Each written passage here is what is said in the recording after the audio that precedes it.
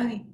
Hi guys. So this is going to be Act 4, hopefully scenes 1 and 2. Um, remember I record these with you guys, so sometimes I'm like, when I record it takes longer for me to explain things than I thought it would.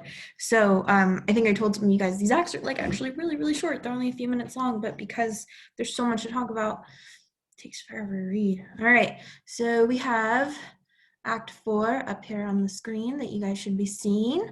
I'm going to go ahead and have the scene up as we read, and then we'll kind of go over each part like we normally do. This scene 1 is really significant, and there's going to be a question on it, like, typical context question on your worksheet. So make sure to have those out because we need to understand that in order to understand Act 5.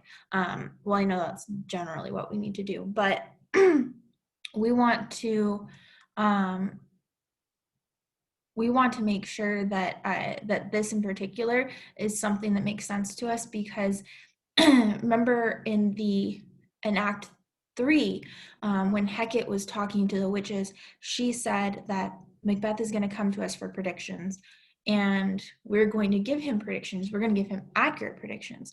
But because he's been so greedy and he really hasn't kind of returned the favor of giving him these predictions, so I don't even know if you would consider it a favor. The witches, I guess, do.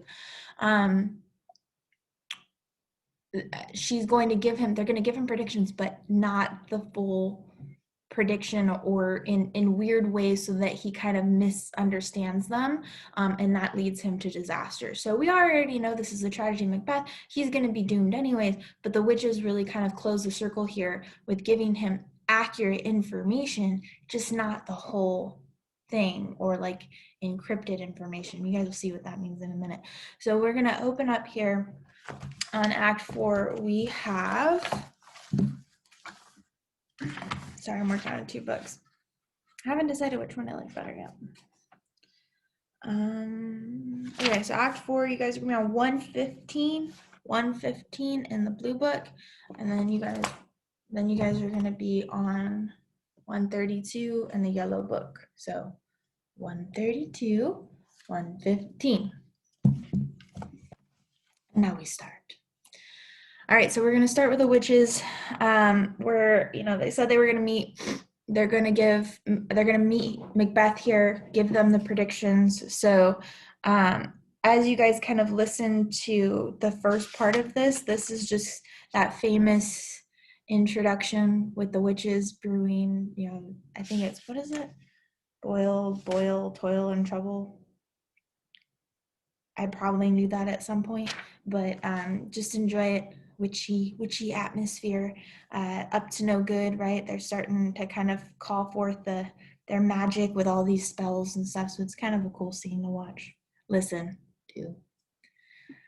The brinded cat hath mewed thrice, and once the hedge pig whined. Harpier cries, 'tis time, 'tis time.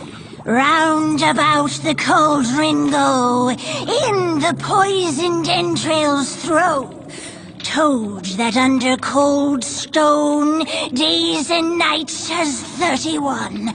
Sweltered venom sleeping got, boil thou first in the charmed pot. Double, toil and trouble, fire burn and cauldron bubble.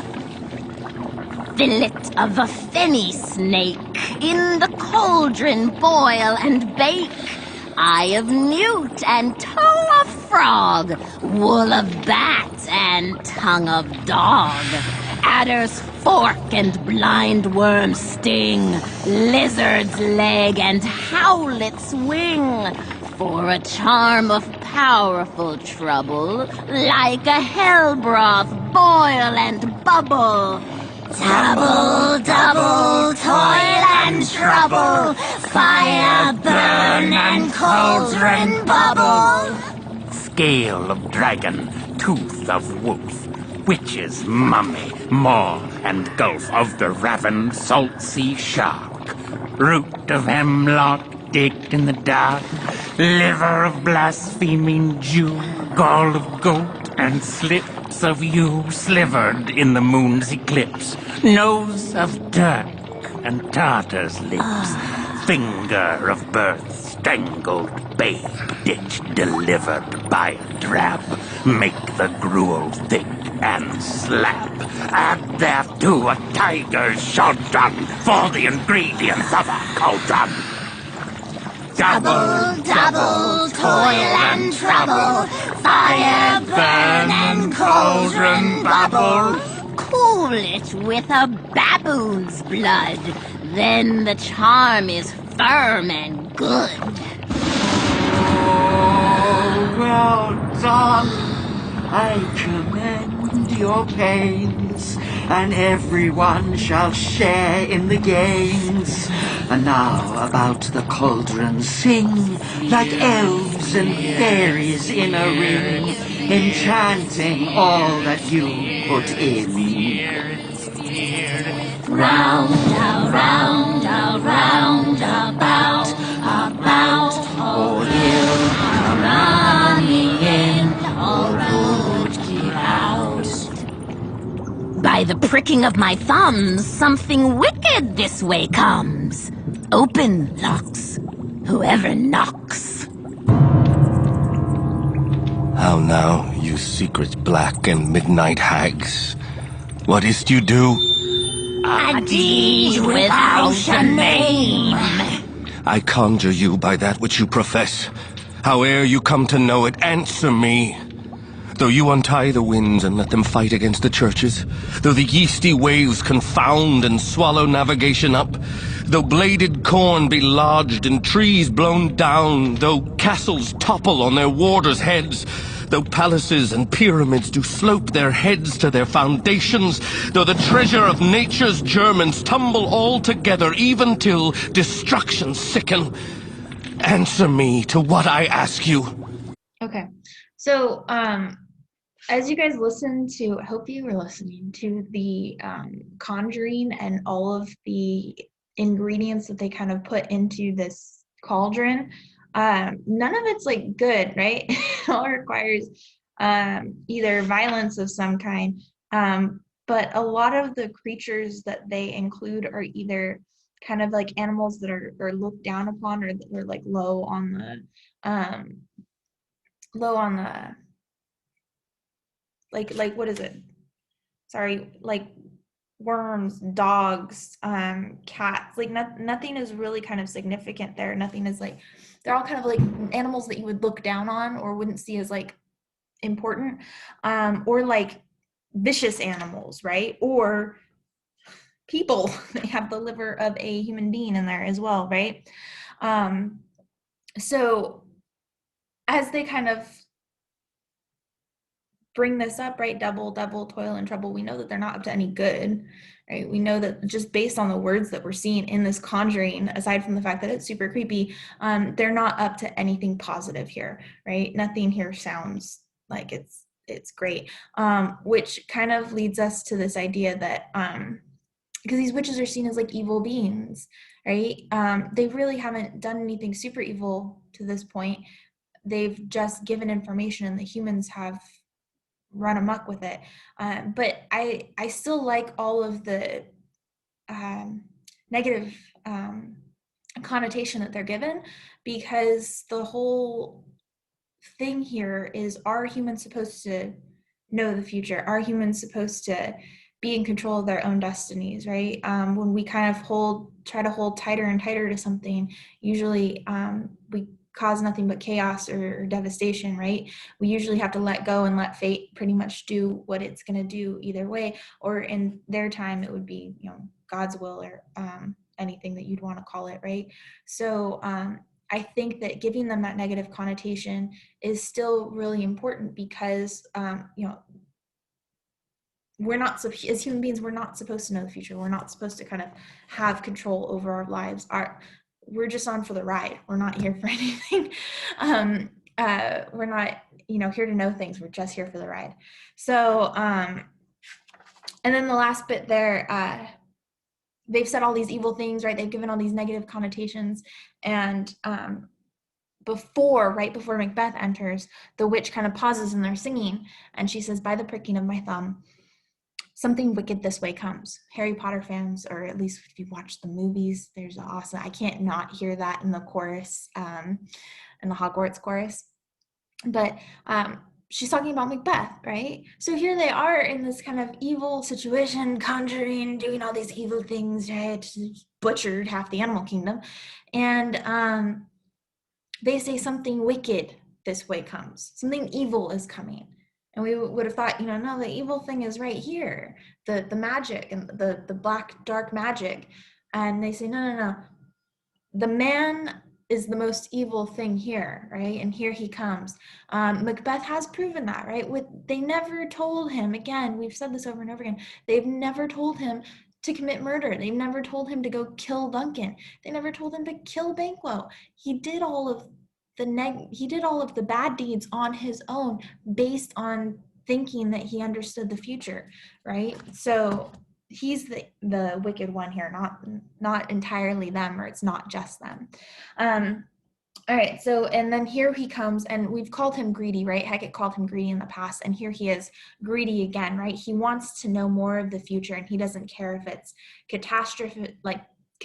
He doesn't care if, all hell breaks loose. He just wants to know what comes of his future because of all the anxiety he's been feeling, because of all the uncertainty that he's feeling. He kind of just wants to come here and have these witches tell him that everything's going to be okay, kiss his boo-boos, and he's going to be fine. That's what he's here for. This is a very greedy thing for him to do. He's not dealing with his problems. He's not dealing with the problems he's caused. He's coming and basically just wanting these witches to tell him that everything is going to be fine. All right, so we're going to go ahead and listen on to this conversation. I think I'm going to pause it when we have predictions here, because they are going to give him predictions.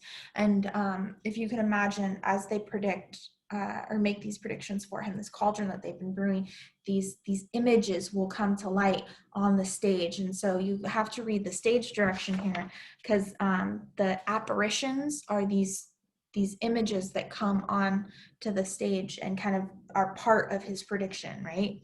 Okay. You Speak. Demand. We'll answer. Say if thou hadst rather hear it from our mouths or from our masters. call him. Let me see him. Pour in sow's blood that hath eaten her 9 farrow. Grease that's sweating from the murderer's gibbet. Throw into the flame. Come high or low, thyself and office deftly show. Tell me, thou unknown power. He knows thy thought. Hear his speech, but say thou not. Macbeth.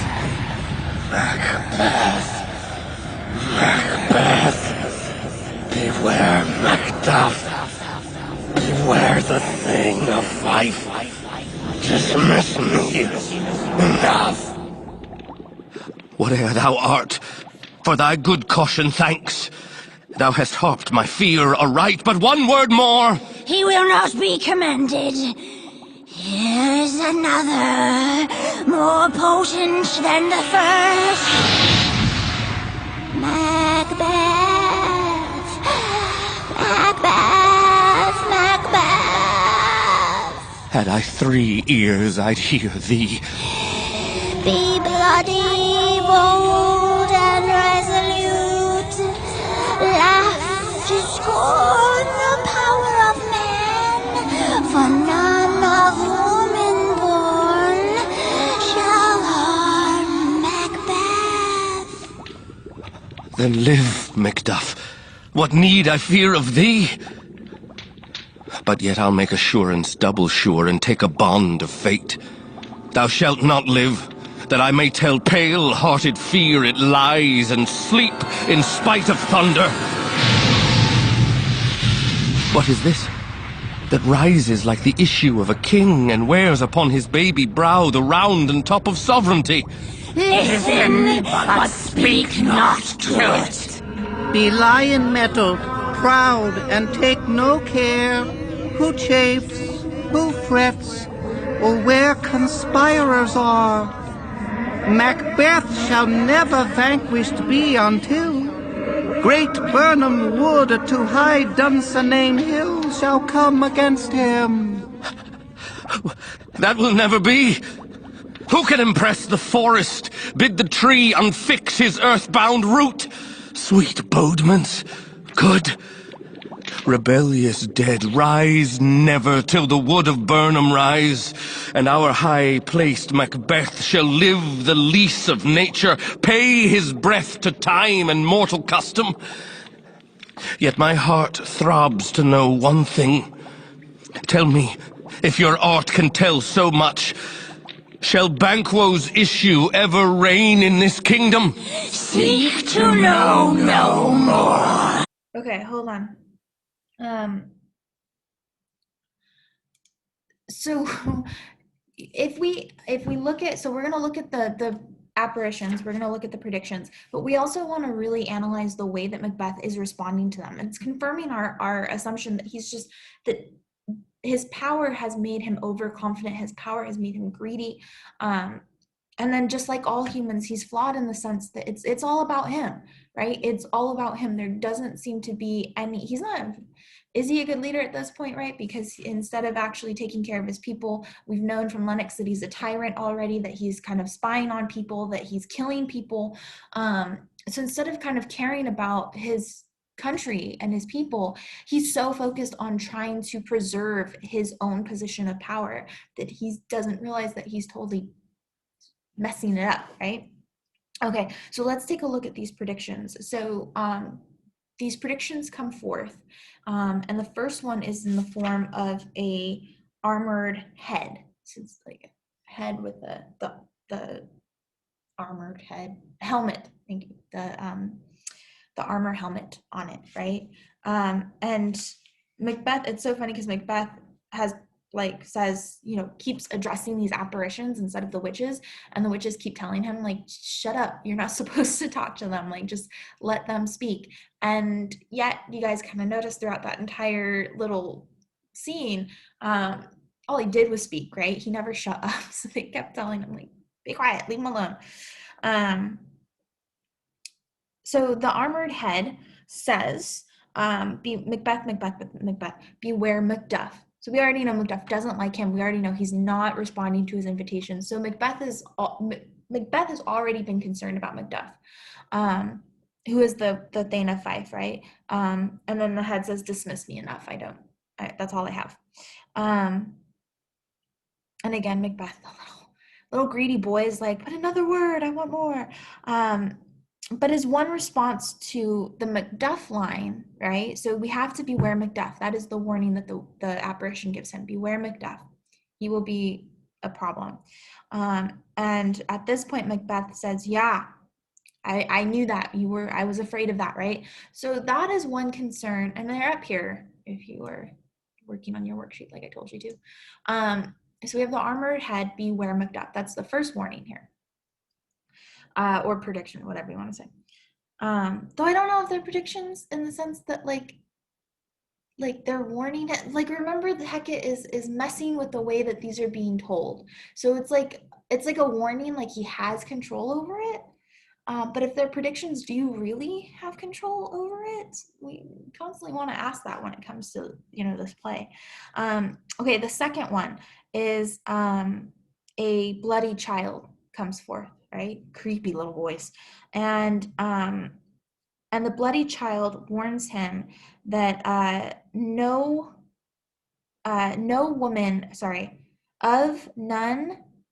for none of woman born shall harm Macbeth. So basically this kid gives Macbeth a counter to what was just said. So the first apparition says, beware Macbeth. And then there's a reason this is a bloody child. And I don't know whether I want to talk about that yet. It's a bloody child, and he says that no no human being who has been born naturally of a woman can harm you, right? So no human being, like we all are born the natural way, right? Especially in medieval times, there wasn't really any other, there wasn't really, it wasn't common for children to kind of be born like surgically or to be, you know, like C-section, stuff like that. So the idea of this is that any child that is naturally born of a woman, which means coming out the natural way, and you are sophomores, you should just know what that means. You guys know that, right? So the natural way, like they are, no man that's been born that way can harm you. But here's the thing, we know now, right, it's common for women to actually have their babies cut out of them, C-sections, right? The woman lives now, but back then she wouldn't. So there, but at that point, it would be a possibility if the woman has, you know, complications in birth and will not survive, for them to cut out the child. So he's not really thinking this through. All he's seeing, all he's hearing is, well, any man that's been born of a woman can't harm me, right? And so we, though, want to understand that this isn't the only way that a human being can come from their mother, right? We know that babies can be cut out. So I'm going to say that now, right? There is a possibility for someone to harm Macbeth, someone that has been cut out of their mother rather than naturally born out of their mother could potentially harm him, right? But he doesn't hear that. He just hears no human born of a woman can harm you. So, and that's why it's a bloody child, right? It's a bloody mess if you have to cut the baby out. And I promise at this point, mommy doesn't live, right? In the medieval time. So it's not really the go-to. So it's not really a common practice. And so vision number 3, we have a child yet again. This one's not bloody. And it's a crowned child with a tree in his hand. So a crowned child with a tree in his hand. So the crowned child would essentially mean the successor, right? Whoever, you know, would be next in line for the crown, right? So we have this child with the crown on his head, which means he is destined to become king. But he's holding this branch, this tree. And he tells him, where'd it go?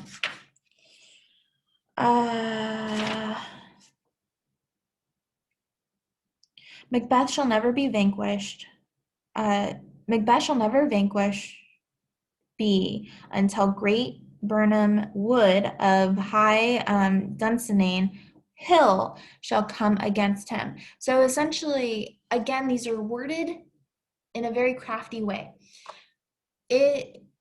Macbeth will not be defeated until these woods, this forest, this Burnham Forest, picks up itself and goes to Dunsinane, I'm hoping I'm saying that, Dunsinane Hill, right? So until this forest picks itself up and moves itself over to that hill, you will not be defeated. So again, we're wording this in a tricky way. Until this forest actually is able to move itself, you will not be defeated. And so Macbeth is listening to this and goes, ha, ha, ha. Everyone has to be born of a woman, so no one's going to harm me. Forests don't just walk around. That's something of like Judgment Day, right? So yay me, right?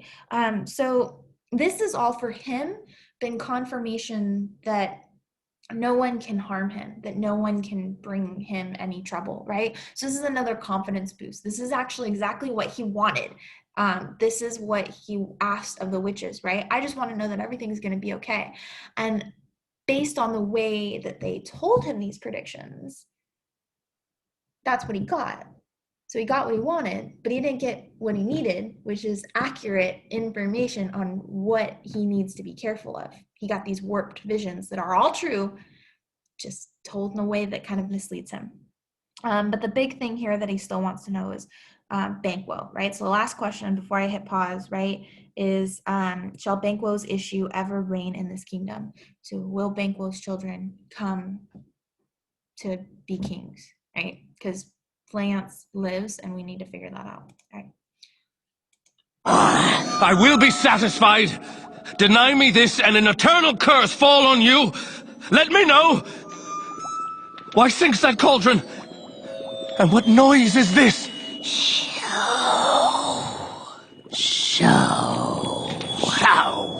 Show his eyes and grieve his heart. Come like shadows, so depart.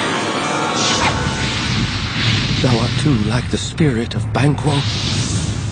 Down! Thy crown does sear mine eyeballs, and thy hair. Thou other gold-bound brow is like the first. A third is like the former. Filthy hags! Why do you show me this? A fourth, start eyes. What will the line stretch out to the crack of doom? Another yet? A seventh? I'll see no more. And yet the eighth appears, who bears a glass which shows me many more. And some I see that twofold balls and trebled scepters carry. Horrible sight! Now I see 'tis true, for the blood-boltered Banquo smiles upon me and points at them for his.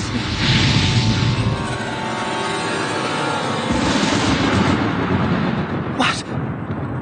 Is this so? Aye, sir, all this is so. But why stands Macbeth thus amazedly? Come, sisters, cheer we up his sprites and show the best of our delights. I'll charm the air to give a sound while you perform your antic round, that this great king may kindly say our duties did his welcome pay. Okay, so, and then they're gonna vanish, which I don't think they made the vanish. Maybe they have a vanishing sound, but then they go away, right? So again, this is all about greed. It's all about Macbeth. Not, if he took a minute to look past himself, he might actually become a good leader and save his crown, right? But again, when he asked this question of Banquo, will Banquo's children take over the throne as you predicted? And they're like, well, we predicted it, so it's gonna happen, right? They tell him, seek no more. Stop asking us questions, right? You know, you don't need to know everything. Again, we're human beings. We should not have to know everything, right? That's the point if you know everything. And the greed comes down, right? I will be satisfied. Deny me this, and an eternal curse will fall on you, right? So he's just a vicious little guy right now. And so the witches are basically, they're not supposed to be treated as servants, right? These witches have particular power that they use for their own good. So you kind of want to imagine if we have this person demanding things of them, I think it almost like aggravates them.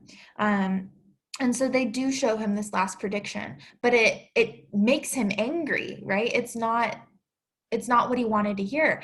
And this is so frustrating because it's like, you want us to just tell you what you want to hear. You don't want to hear the truth. You want to just hear lies. And so they tell him the truth here. They conjure up these apparitions, and these are kings, men with crowns upon their head, and they look vaguely familiar. They have characteristics that show him Banquo, right? And so Banquo is at the beginning of this, or at the end of this line, I remember it's the beginning or the end. And he has a glass in his hand, which is like a mirror. And so he's, through this mirror is reflecting all of these kings, right, that will follow down after him. And so all of these kings that are on the stage right now, these apparitions, they're Banquo's line, right, of kings that he will father. And they seem to go on. He says another and another and another and another. And they seem to go on endlessly, right? Remember, Banquo is the current king. As Shakespeare is writing this, the current king is sitting in the audience watching this. He's supposed to love this play. And what this is basically saying is Banquo, which is where his line comes from, Banquo's line will forever and ever carry on. Like, there's never going to be an end to Banquo's line, as well as obviously James the First's lines. This is kind of a ego stroke for him too. So this is also a critical point in that aspect, right? Again, we're making James the First, the current king that is watching this in the stands, very happy. And so Macbeth like curses them, right? Well, how could you show me this? How could you show me something I don't want to see? It's reality. We said that Banquo's sons will take over the throne, and that's what's going to happen. Deal with it. And we did everything that you wanted us to do. We told you all of the information that you wanted. Go away, right? Shoo, be gone. They don't like being treated like servants, and he continues to do so. So they basically say, you know what? We're gone. Bye. We did everything that you asked us to do. You need to leave, or we leave. So they take off. All right, so Macbeth is by himself on the stage now. Where are they? Gone? Let this pernicious hour stand I accursed in the calendar. Come in! Without there! What's your grace's will? Saw you the weird sisters? No, my lord. Came they not by you? No, indeed, my lord. Infected be the air whereon they ride, and damned all those that trust them. I did hear the galloping of horse who wast came by. 'Tis 2 or 3, my lord, that bring you word Macduff is fled to England. Fled to England? Aye, my good lord. Time, thou anticipatest my dread exploit. The flighty purpose never is o'ertook unless the deed go with it. From this moment, the very firstlings of my heart shall be the firstlings of my hand. And even now, to crown my thoughts with acts, be it thought and done. The castle of Macduff I will surprise, seize upon Fife, give to the edge of the sword his wife, his babes, and all unfortunate souls that trace him in his line. No boasting like a fool. This deed I'll do before this purpose cool. But no more sights. Where are these gentlemen? Come, bring me where they are.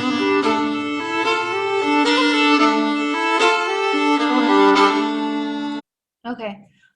So we have a message arrive that Lennox kind of gives forth.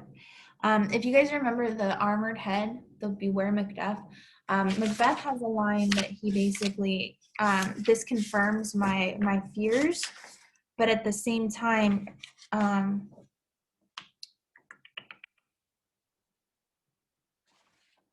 Macbeth, I'm just going to go back and read it. Macbeth's line after he sees the armored head and the bloody child, right? So Macduff is, he's the first apparition says, "Beware Macduff." The second one says, "No one born of woman in the natural way can harm you."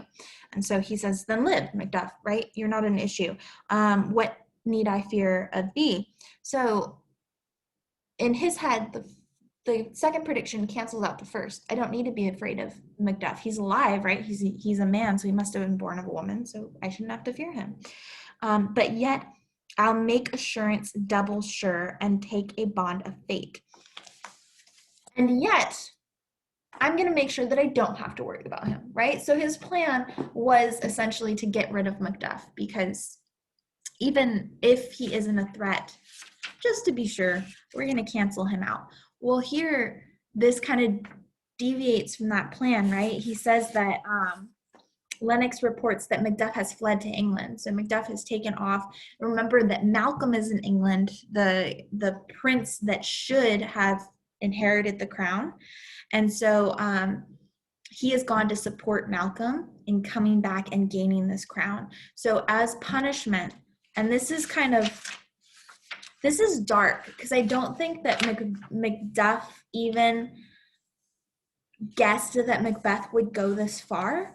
Macduff has left his wife and his children behind in his castle, right? Because he's the Thane of Fife. So he's left his wife and his children behind in Fife. And I think that leaving them behind was an indicator of trusting Macbeth not to go this far. But we can see that Macbeth is at this point, he says that, where is it? Sorry, working out of 2 books is like hard. I need to pick a favorite and stick with it. From this moment, the very firstlings in my heart shall be the firstlings in my head. So now we're not going to think about things. We're just going to do them, right? The first thought that comes into my head, I'm just going to do it because I'm king and I know best and I'm safe now, according to the predictions, except for the bankroll one. And I'm just going to do what I think is appropriate, right? And so he says, the castle of Macduff I will surprise, seize upon Fife. So he's going to attack the castle. He's going to attack Macduff's castle, seize Fife, give to the edge of the sword his wife, his babes, and all unfortunate souls that trace him in his line. He's going to kill Macduff's entire family, wife, children, anyone that might be related to him residing in that castle, right? Which is his whole family, right?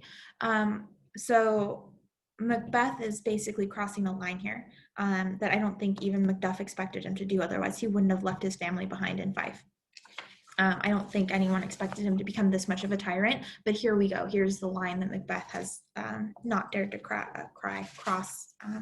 So we're going to listen to the raid of Macduff's castle, and then we're going to stop there for today. What had he done to make him fly the land? You must have patience, madam. He had none. His flight was madness. When our actions do not, our fears do make us traitors. You know not whether it was his wisdom or his fear. Wisdom.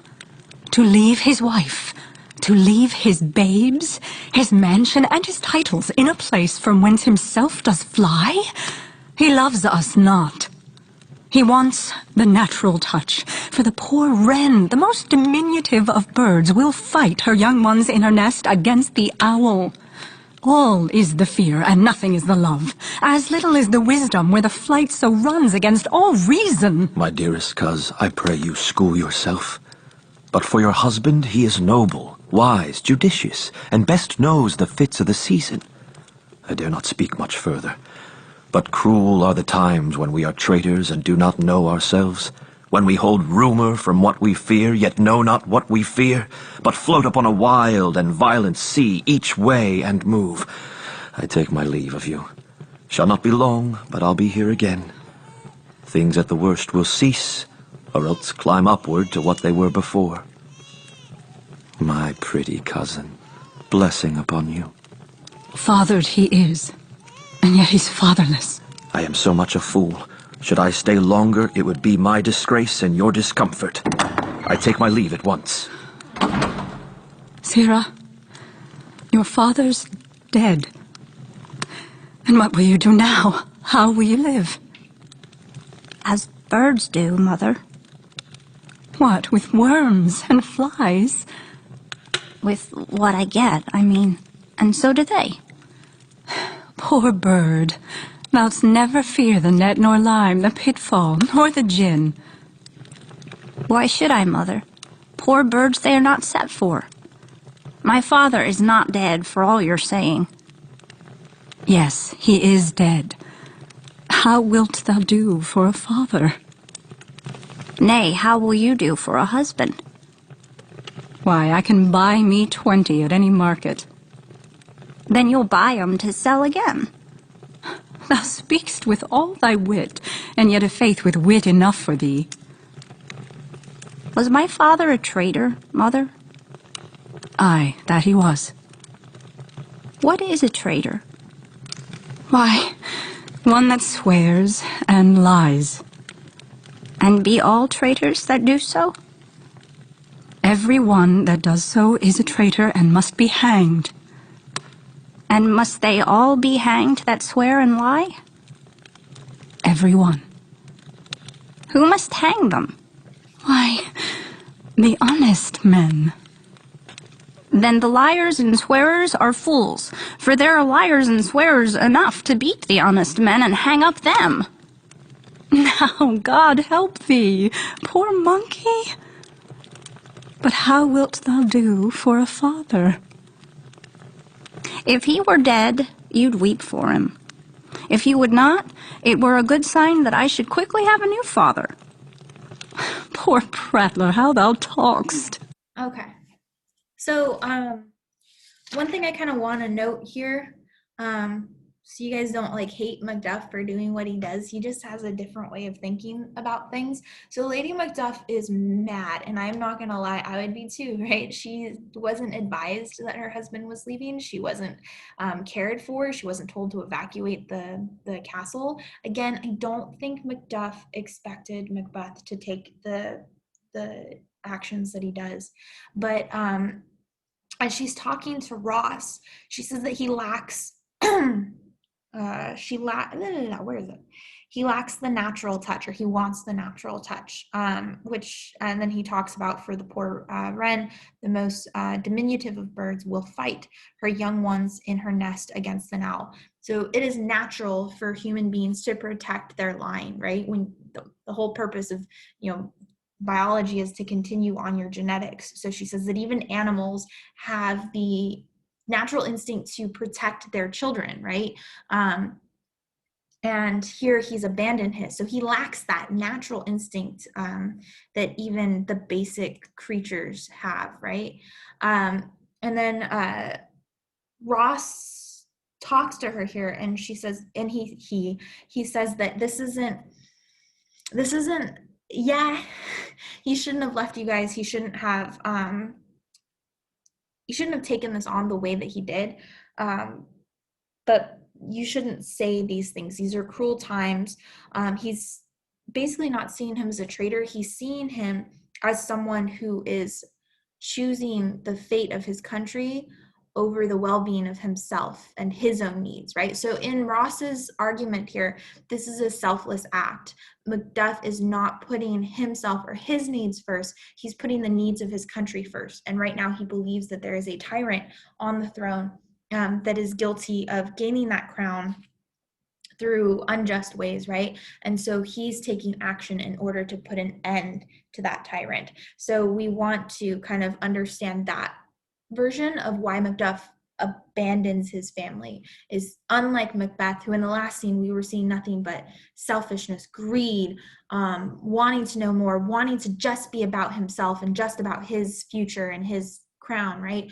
Macduff is trying to do the right thing, even if it means sacrificing his personal interests and his personal well-being, and even that of his family. But Lady Macduff's not having it. Ross leaves and she talks to their son.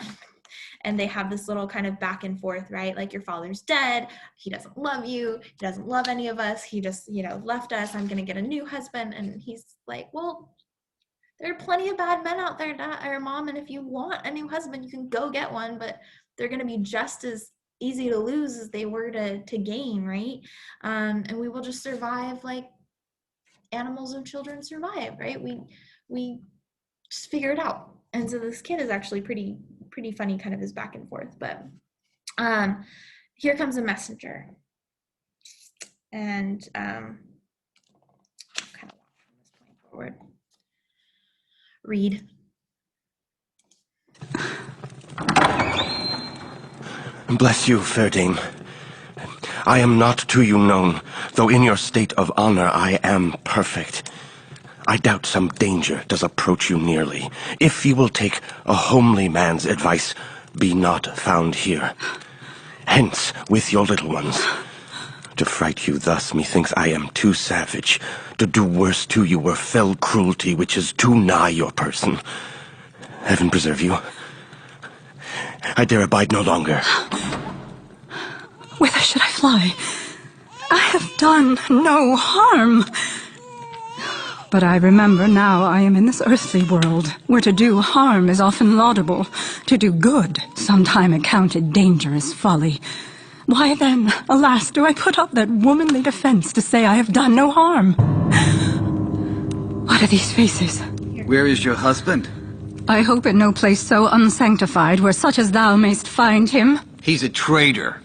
Thou liest, thou shag-eared villain! What? You egg? Young fry of treachery? He has killed me, Mother. Run away, I pray you. Murder! Murder!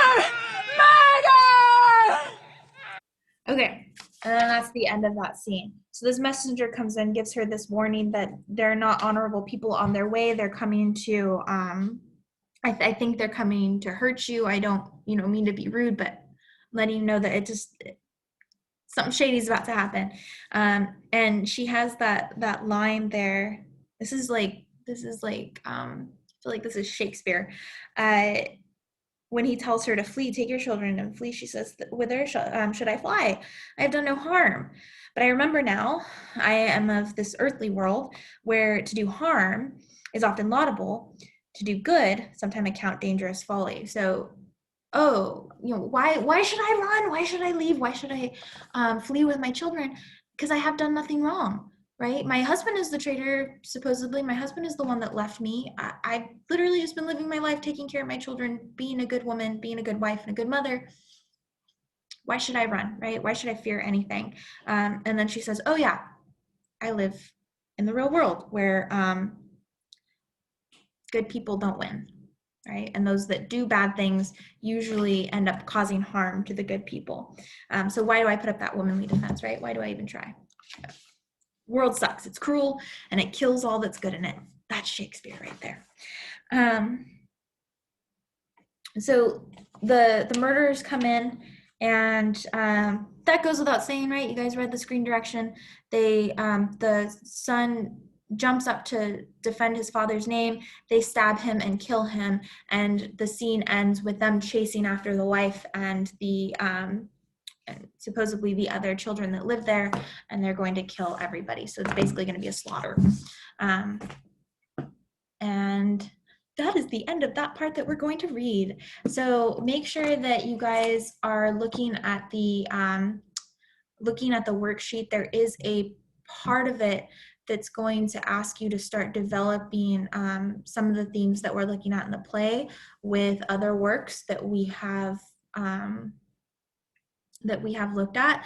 My one thing that I do want to add to this, and I'll probably repeat it when I see you guys on either Thursday or Friday, whenever I have you in class, is that you want to put effort into doing these. Like, I'm not grading these super harshly. I think you guys have seen that from the grades that I have done.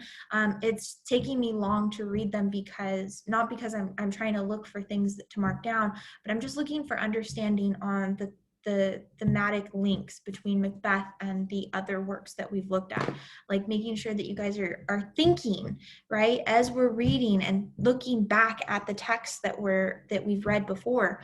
If you're not doing these appropriately, I fear that the essay is going to be almost impossible for you guys, and to have an impossible essay right before your final grade is due is not where I want you to be. So please, when I'm giving you these worksheets, take the time and do them appropriately. Look back at texts that you've seen before and try to answer them to the best of your abilities, and ask me questions if you're stuck.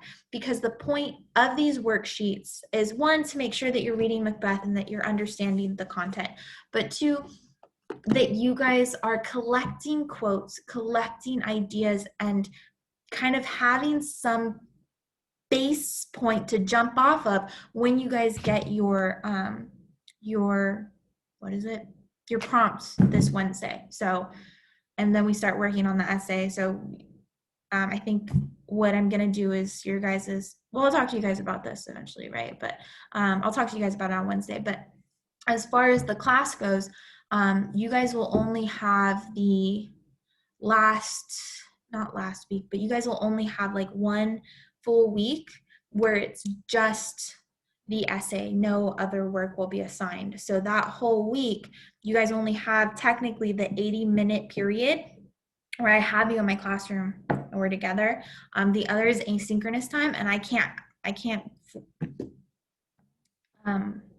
force you to do the right thing with that asynchronous time if I'm not there with you guys. So please just do the worksheets, ask me questions, see me in the class so that you have the worksheet to look back on when you do the paper. Okay, that's the whole point of it. All right, I'm gonna stop talking now. All right.